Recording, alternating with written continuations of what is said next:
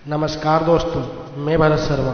हमारे चैनल समस्या आपकी समाधान हमारे में आपका स्वागत करता हूं। हम अगर बीमारी के लिए कोई उपाय करें तो कौन सी प्रदोष पर करें, और लक्ष्मी के लिए कोई उपाय करें तो कौन सी प्रदोष पर करें। तो अच्छे से सुन लेना भाइयों।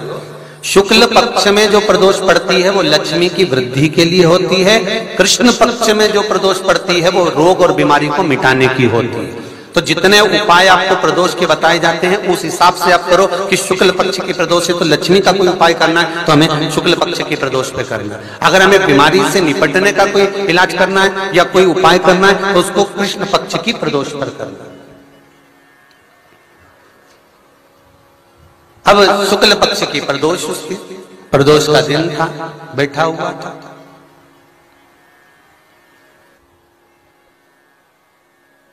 मान लो अगर कहीं आप कोई नौकरी के लिए अप्लाई कर रहे हो,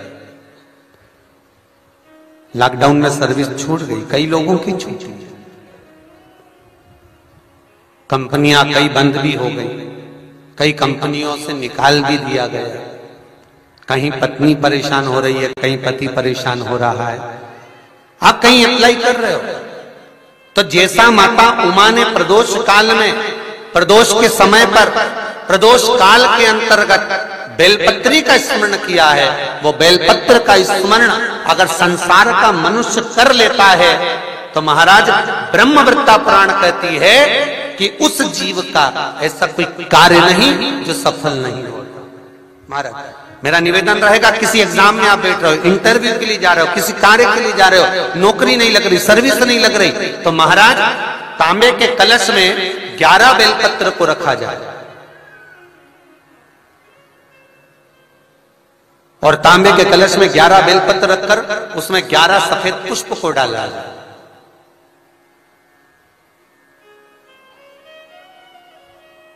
लाल चंदन घिसकर कटोरी में लेकर जाइए। प्रदोष के दिन, शुक्ल पक्ष का जो प्रदोष पड़ जाए उसके दिन शंकर के शिवलिंग पर लाल चंदन लपेटने से पहले शंकर की जो जलाधार,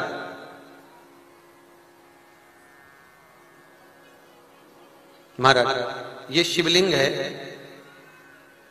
ये शिवलिंग है और ये पूरी गोल और ये चरण, ये जलाधार, ठीक है। आपको पहले भी कहा है शंकर जी की पूरी जलाधारी में शंकर जी का संपूर्ण परिवार है। राइट जो चरण है जहां से पानी नीचे गिरता है वो गणेश जी का स्थान है, लेफ्ट कार्तिकेय जी का स्थान है, बीच में जो एक मोटी सी लाइन है वो अशोक सुंदरी का स्थान है।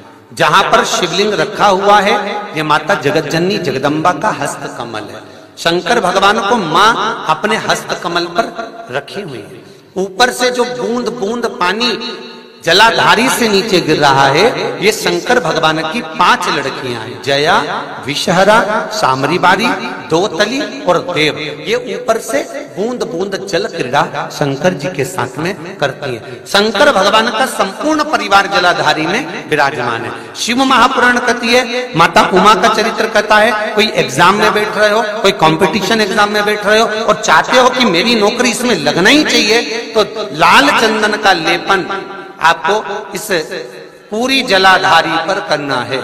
लाल चंदन का लेपन पूरी जलाधारी पर करना। और महाराज जी जिस कलश में आपने घर से 11 बेलपत्र और 11 सफेद पुष्प जल के अंदर डालकर लाए हो उसको आप चढ़ाएंगे तो इस तरह से चढ़ाएंगे कि उसका भाग हमें दिखे चढ़ते समय। ऐसे नहीं चढ़ाना, उसको चढ़ाते समय इस तरह से चढ़ाएं कि वो जल का भाग हमारी ओर गिरता हुआ।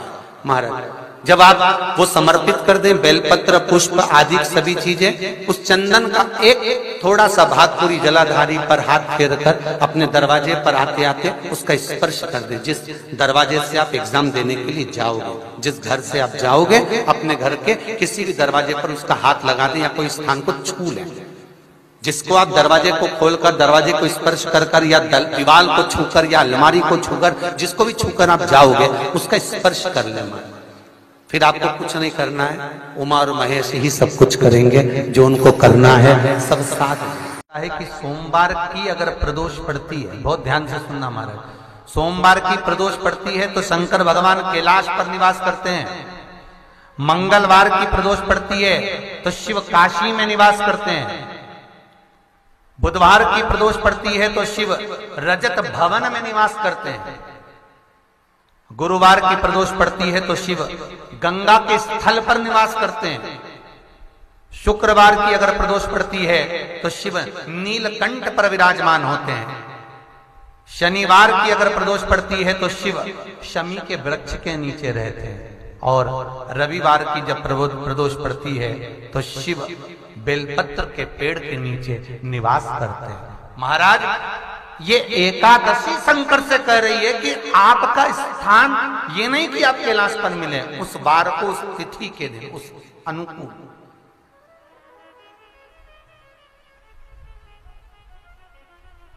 हमारे यहां कहते हैं सोमवार की जो प्रदोष पड़ती है वो इच्छा पूर्ति करती है। मंगलवार की प्रदोष रोग से मुक्ति देती है। बुधवार की प्रदोष कामना की पूर्ति करती है। गुरुवार की प्रदोष शत्रुओं का नाश करती है। शुक्रवार की प्रदोष सुख और शांति देती है। शनिवार की प्रदोष संतान का सुख देती है। और रविवार की प्रदोष जो काम दुनिया में कोई नहीं कर सकता वो अचूक फल की प्राप्ति रविवार की प्रदोष करा देती है। महाराज, ऐसी प्रदोषों का नियम वर्णन किया चाहिए। भगवान कहते ठीक है, तू थोड़ी देर खड़ी हो। एकादशी सम्मुख खड़ी हुई। पार्वती जी ने जिस अंगुष्ठ का जल पीने के लिए लिया था हाथ में, बस पीने ही वाली थी, शंकर भगवान ने वही हाथ में जल लेकर एकादशी के हाथ में उसको देकर कहा, ले, ये मेरे द्वारा निर्मित एक व्रत है जिसे त्रयोदशी के दिन तूने मांगा है, मैं तुझे देता हूं। आज इस व्रत का फल मैं तुझे प्रदान करता हूं। अब तू जिस जीवात्मा को लेकर जाएगी उसका पाप प्रबल नहीं होगा। किसी स्त्री, पुरुष, बालक, बुजुर्ग जो भी होगा जिसने प्रदोष का व्रत करा होगा, वो जीवात्मा को तू किसी फल की कामना से नहीं, स्वतः ही लेकर चली जाएगी। उसमें कोई कामना नहीं है। बन सके जीवन में 11 प्रदोष या 26 प्रदोष करने के बाद आप उसका उद्यापन कर विराम भी दे सकते। पर जीवन में एक बार प्रदोष का व्रत मौका मिले, जिस कामना से, जिस दिन का भाव आपके मन में आए कि मुझे रोग से मुक्ति पाना है तो ये प्रदोष मुझे करना है, मैं रोग मुक्ति के लिए, हम मंगल, जो भी आपके मन में आ रहा है, संतान प्राप्ति के लिए शनिचरी प्रदोष, आप उसका स्मरण करें। फिर लिखा शिव महापुराण में, बड़ा सुंदर लिखा वेदव्यास जी ने, मान लो आप प्रदोष का व्रत नहीं कर सकते,